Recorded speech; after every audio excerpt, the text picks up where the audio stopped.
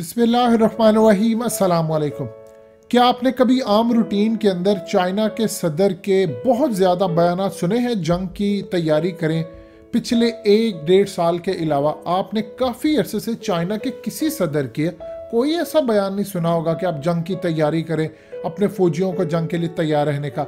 आप पिछले 1-1.5 साल से सुन रहे हैं कि चाइना की फ़ौज की जानिब से, चाइना की मिलिट्री की जानिब से, चाइना के सदर की जानिब से बार बार ये बयानात आ रहे हैं कि आप जंग के लिए तैयार हैं। आज उन्होंने जो बयान दिया है, इसके बाद आपको अंदाज़ा हो जाना चाहिए कि खित्ता कितना लरसता हुआ नज़र आ रहा है कि चाइना के प्रेसिडेंट ने इस वक्त चाइना की सेंट्रल मिलिट्री कमीशन की मीटिंग चेयर की और उसके बाद उन्होंने अपनी फौज को और जवानों को मजीद डिस्कस करने से पहले इस वीडियो को लाइक करें, हकीकत टीवी को सब्सक्राइब करें और बेल आइकन पर ज़रूर क्लिक करें।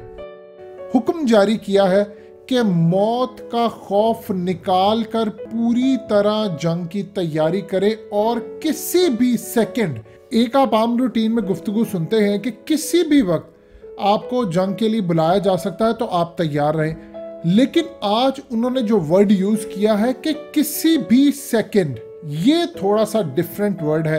उन्होंने कहा है किसी भी सेकंड आपको किसी भी लम्हे कॉल कर दी जाएगी, यानी आपको ऑर्डर जारी कर दिया जाएगा और आपने मौत का खौफ अपने दिलों से निकाल कर सिर्फ मरने और लड़ने के लिए, जंग के लिए तैयार रहना है। आप अपने मुल्क के लिए जान देने के लिए तैयार रहें और इस दफ़ा आप अपनी ट्रेनिंग इतनी मजबूत कर लें कि आपने हाई ट्रैक ड्रिल्स के साथ ट्रेनिंग करनी है, क्योंकि इस दफ़ा जो आपका मुकाबला होने जा रहा है वो बड़े लेवल का मार्का होगा और इसमें हाई लेवल के टेक्निकल वेपन्स इस्तेमाल किए जाएंगे, हथियार टेक्नोलॉजी इस्तेमाल की जाएगी। लिहाजा अपने आप को तैयार रखें और इस सूरत हाल के अंदर आपने मौत का खौफ दिल से निकाल देना है। आप सोचिए क्या आम रूटीन के अंदर आप पिछले 72 साल निकालें, इवन के जब 60s के दौर के अंदर, 70s के दौर में जब जंग किसी सूरत हाल थी इंडिया के खिलाफ 1962, 67 या डोकलाम 2017 में, कभी चाइना के सदर ने ऐसी गुफ्तगू नहीं की कि आप मौत का खौफ दिल से निकाल दें। ये सिर्फ अल्लाह पाक ने जज्बा शहादत का जो रुतबा मुसलमानों को दिया है, ये दुनिया के अंदर आपको कहीं नहीं मिलता कि ऐसा इशू है। चाइना का चूंकि अब जो नस्ल है ये वो वाली नस्ल है जो चाइना ने एक पॉलिसी दी थी, वन चाइल्ड पॉलिसी। ये जितने भी ज़्यादातर अपनी फ़ौज के अंदर है ये अपने माँ बाप की इकलौती औलाद है।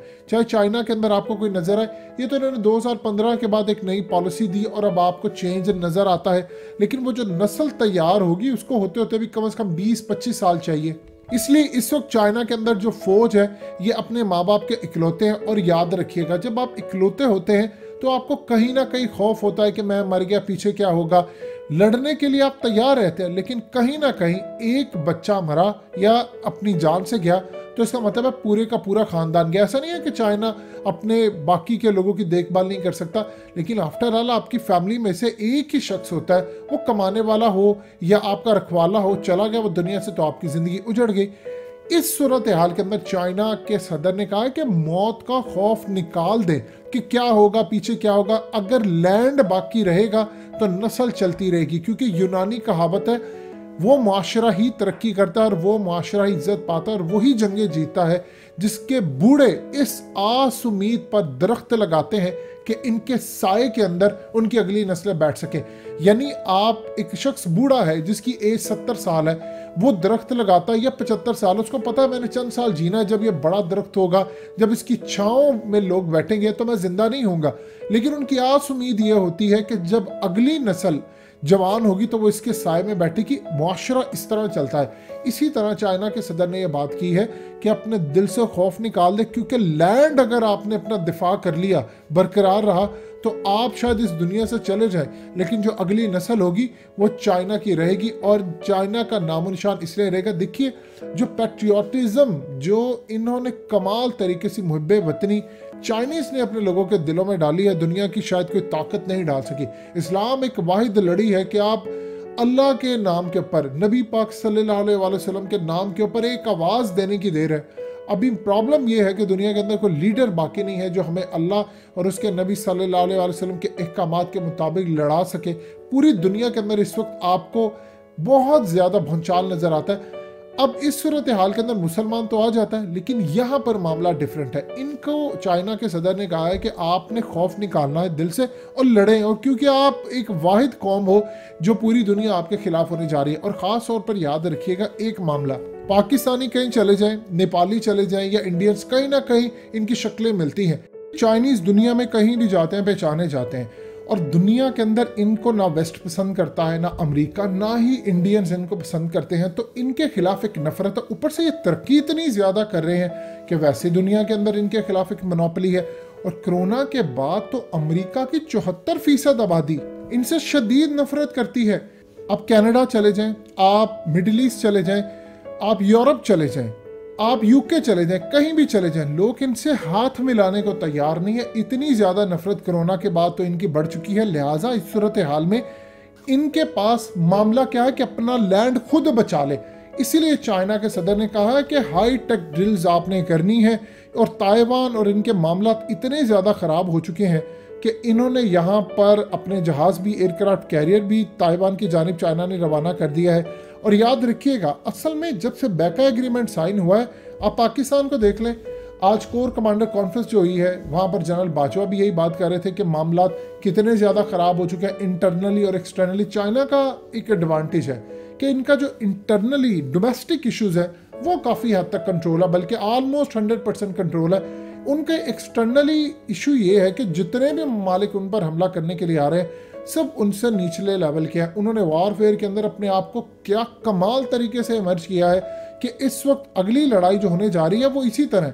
आपने दूसरे फौजियों को बीमारी भेज दी, आपने दूसरे फौजियों को चक्कर करवा दिए, वो गिर पड़े, उन अंधे हो गए। जिस तरह के इलेक्ट्रोमैग्नेटिक पल्स वेपन्स हो, डायरेक्ट एनर्जी वेपन्स, यही चीज़ें यूज़ होनी है। लिहाजा इस सूरत हाल के अंदर बड़े लेवल पर चाइना के सदर की गुफ्तगू, जो कभी भी कोई पॉलिटिकल बयान ही नहीं देते, सिर्फ और सिर्फ इस दफ़ा दिया। देखिए एक चीज़ ज़हन में रखिएगा, एक ये चाइना के सदर जाते हैं, मुलाकातें करते हैं, एक आप इस तरह का जब बयान देते हैं कि मौत का खौफ निकाल दे, तो इसका मतलब है कि आपने कह दिया कि लैंड बचा लो या जान बचा लो। अगर आपकी चंद फौजियों की कुर्बानी से आपका लैंड बचता है तो बचा ले, क्योंकि इस वक्त करीबन 1.5 अरब के करीब आबादी स्टेक पर है, और अगर आप पीछे हट गए तो फिर कुछ बाकी नहीं बचेगा। लिहाजा आने वाले वक्त के लिए तैयार रहें। पाकिस्तान भी तैयार है, ये ज़हन में रखिएगा। चाइना की जंग पाकिस्तान की जंग होगी, और पाकिस्तान कभी चाइना को तनहा नहीं छोड़ सकता, चाइना पाकिस्तान को नहीं छोड़ सकता।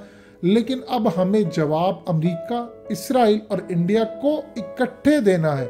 और इंशाल्लाह याद रखिएगा, ये मार्का शुरू तो हो जाएगा, इसको शायद ख़त्म होते 30, 40, 50 साल भी लग सकते हैं, क्योंकि इसमें इतनी तबाही होगी, इतनी तबाही होगी। हो सकता है आपको पहले कुछ अरसे कुछ झड़पें नजर आए, कुछ छोटा मोटा, जिस तरह 27 फरवरी हो गया, एक बड़ा हमला हो गया, कुछ अरसे के लिए लड़ पड़ी, फिर बंद हो गई।